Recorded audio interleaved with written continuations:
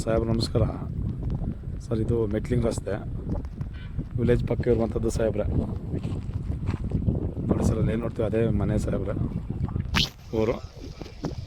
ನೋಡಿ ಸರ್, ಹಿಂದೆ ಹೋಯ್ತಿರೋಂಥದ್ದು ಹೈವೇ ಸಾಹೇಬ್ರೆ. ಅಲ್ಲೇನು ಬಸ್ ಹೋಗ್ತೀವಿ ನೋಡಿ ಸರ್, ಅಲ್ಲಿ ಅದು ಹೈವೇ.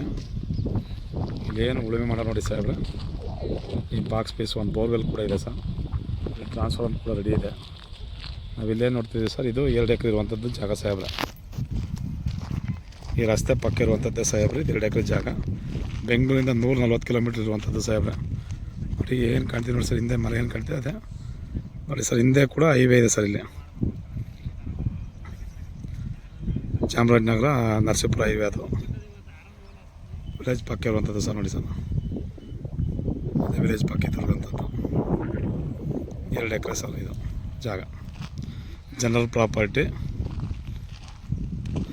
ನರಸೀಪುರದಿಂದ ಒಂದು 8 ಕಿಲೋಮೀಟ್ರ್ ಇರುವಂಥ ಜಾಗ ಸಾಹೇಬ್ರೆ.